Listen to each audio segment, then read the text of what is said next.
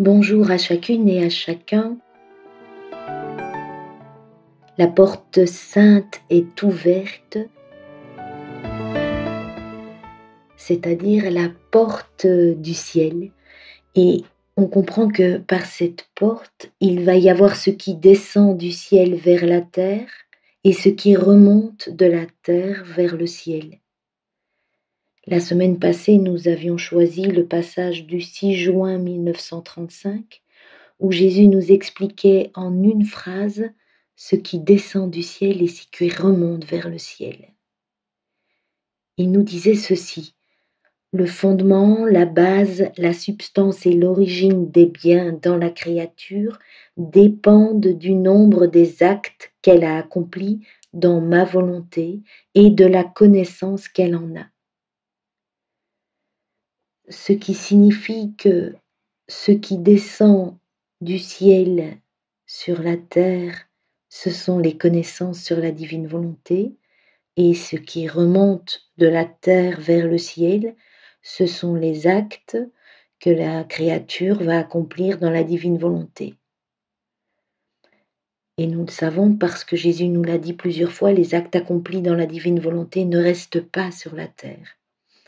Dans le message, par exemple, du 16 avril 1931, Jésus disait à Luisa: je t'ai donné 6 anges pour veiller sur toi. Ces anges rassemblent tes actes et forment avec eux des couronnes, et en se prosternant, ils les offrent à la divinité. Donc ces 6 anges montent avec nos actes et offrent nos actes à la divinité. Une autre fois, le 16 décembre 1929, Jésus disait à Luisa: ces naissances sont formées des créatures et elles vont leur chemin pour monter vers leur Créateur, pour le reconnaître comme leur Père, pour l'aimer. Cela signifie donc que les connaissances sur la divine volonté sont primordiales. Elles vont nous ouvrir toujours plus les yeux sur les excès d'amour de notre Dieu, et cela nous poussera toujours davantage à aimer Dieu avec son propre amour. Et le texte que nous avons choisi aujourd'hui est un texte justement qui nous parle d'amour. Et Luisa va le recevoir quelques mois après celui que nous avons lu la semaine passée. Donc le texte d'aujourd'hui est daté du 28 septembre 1935. Luisa disait: je suivais les actes de la divine volonté qui me transportaient dans une mer de lumière interminable, dans laquelle la divine volonté me rendait présent avec quel amour Dieu avait aimé la créature. Et cet amour était tellement grand que si la créature pouvait le comprendre, son cœur éclaterait d'un pur amour, incapable de résister devant l'enthousiasme, les stratagèmes, les industries, les finesses de cet amour de Dieu. Étant trop petite, ces flammes me dévoraient, et mon bien-aimé Jésus, visitant ma petite âme pour me soutenir, me dit: oh, si les créatures savaient qu'en chacune de leurs pensées, en chaque parole et en chaque œuvre, dans leur souffle et dans leur pulsation, se trouve un amour distinct de leur Créateur. Oh, combien elles nous aimeraient et cesseraient de profaner par des actes indignes un amour si grand. Tu vois par conséquent combien je t'aime et combien ton Jésus sait aimer. Aussi, apprends de moi à m'aimer. Ma fille, écoute-moi encore.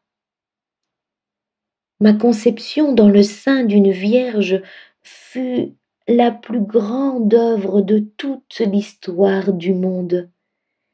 Il a suffi que mon fiat le veuille et il s'est incarné sans que personne ne nous y oblige ou ne le mérite, et sans que nous ayons besoin de personne. Le besoin était notre amour, et seulement parce qu'il le voulait. C'était un acte si grand qu'il comprenait et embrassait tout, et il contenait tant d'amour que cela tient de l'incroyable.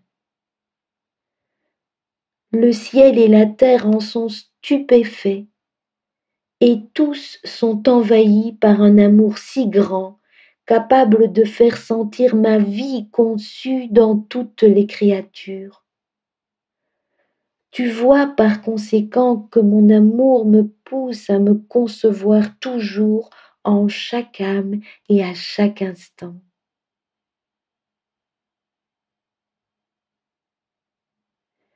N'est-ce pas comme si j'étais conçue dans le style consacré dans chaque acte de la créature qui m'aime et fait ma divine volonté? Mais ce n'est pas assez. Mon amour n'est pas satisfait s'il ne va pas jusqu'à pouvoir dire: tu vois combien je t'ai aimé. Il n'y a rien que je puisse faire de plus ou te donner en plus pour t'aimer.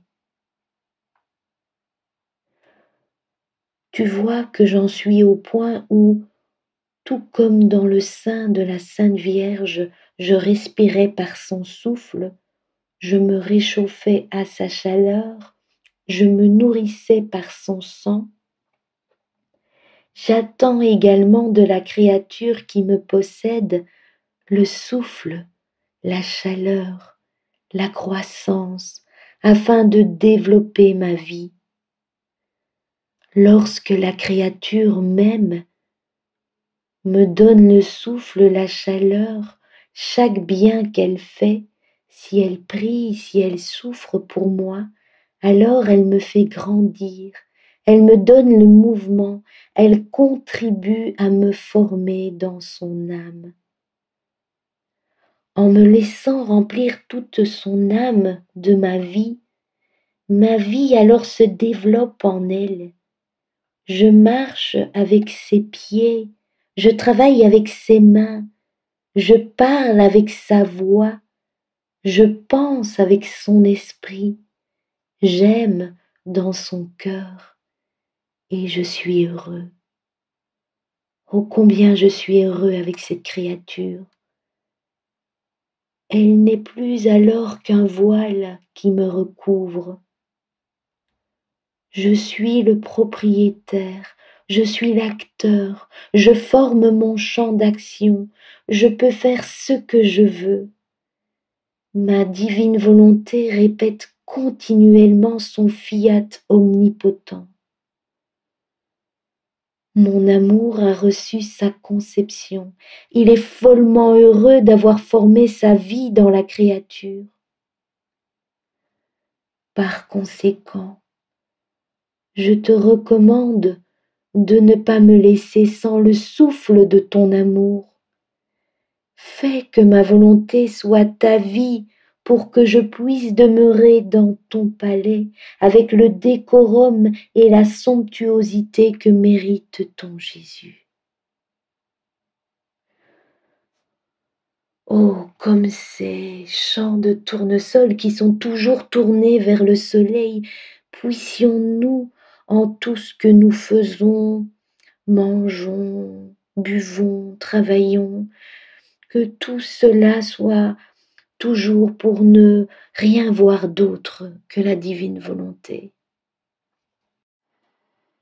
Pèlerin de l'espérance, Jésus nous disait également dans le texte de la semaine passée qu'il nous avait confié à sa Sainte Mère, qui nous avait mis en sûreté sous son manteau maternel. Et dans le texte du 8 juillet 1935, Jésus nous parle de sa mère, et nous allons l'entendre. Elle est cette porte du ciel qui nous conduit sur les genoux du Père.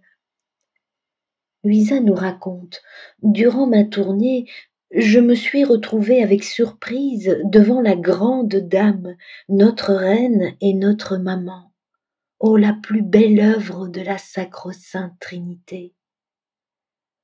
Je restais à la contempler, mais je ne trouve pas de mots pour dire ce que je comprenais. Et mon aimable Jésus, avec une douceur et un amour indescriptibles, me dit: ô ma fille, que ma maman est belle, son empire s'étend partout, sa beauté ravit et enchaîne. Il n'est pas un être qui ne tombe à genoux pour la vénérer.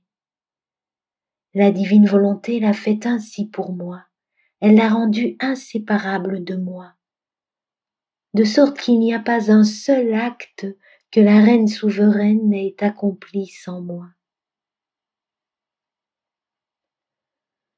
Ô ma fille, que ma maman est belle, sa majesté enchante, même les cieux s'inclinent devant sa sainteté. Ses richesses sont interminables et incalculables. Personne ne peut prétendre lui ressembler. Elle est par conséquent dame, mère et reine. Mais sais-tu quelles sont ces richesses? Les âmes. Chacune a plus de valeur qu'un monde tout entier, et aucune n'entre dans le ciel si ce n'est à travers elle et en vertu de sa maternité et de ses souffrances. De sorte que chaque âme est sa propriété et que l'on peut en vérité lui donner le nom de vraie dame. Tu vois par conséquent combien elle est riche. Elle est la mère d'innombrables enfants, la reine qui aura son peuple dans le royaume de la divine volonté. Ses enfants et ce peuple formeront sa plus radieuse couronne, certains comme un soleil, d'autres comme des étoiles qui couronneront son auguste tête d'une beauté propre à ravir le ciel tout entier. C'est ainsi que les enfants du royaume de ma divine volonté seront ceux qui lui rendront les honneurs dus à une reine et se transformeront en soleil qui formeront pour elle la plus belle des couronnes.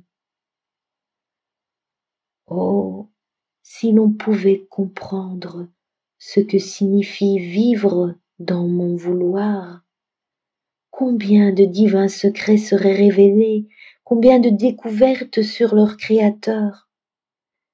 C'est pourquoi tu dois préférer mourir plutôt que ne pas vivre dans ma divine volonté. Amen.